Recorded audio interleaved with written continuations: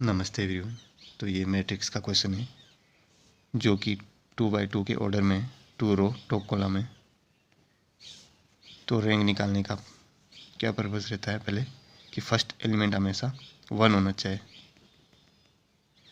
तो क्या करेंगे, इंटरचेंज कर देंगे R1, क्योंकि R1 इंटरचेंज R2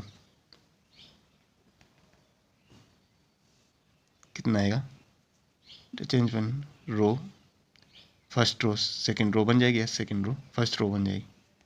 तो ये इस तरह से हो गया। अब सेकंड टर्म ये होगा, सेकंड स्टेप जो चलेगा वो होता है इसको जीरो करने के, फर्स्ट एलिमेंट के पोल में जो एलिमेंट होता है उसको जीरो बनाना होता है। तो इसमें कौन सी क्वेश्चन यूज करेंगे, इसमें करेंगे R2, इसको बोलते हैं रो ट्रांसफॉर्मेशन मेथड। तो R2 में यूज़ करें R1 की हेल्प से, तो माइनस, क्योंकि 2 की इंटू के साथ तभी तो ये जीरो होगा।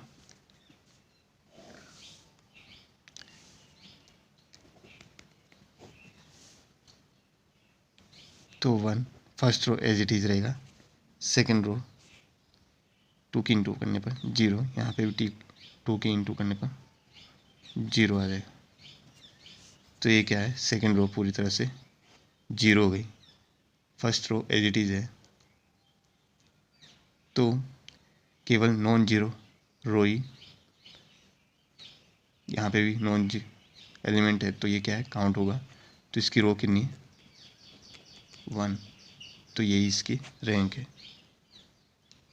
1। ये कभी काउंट नहीं होगा क्योंकि अगर ये पूरी रो तो ये काउंट होती है। तो इसी तरह से सॉल्व होना था। बाकी अदर क्वेश्चन भी इसी तरह से, कभी कभी डिटरमाइन से पता लग जाता है कि यह कितने, अगर ये डिटरमाइन नॉन जीरो आया तो रैंक एज इट इज़ रहेगा, 2/2 की है तो 2, 3/3 की है तो 3। अगर ये जीरो आया तो रैंक कम होती है, मतलब 2 है तो 1 आएगी। जैसे इसका डिटरमाइन निकालेंगे हम,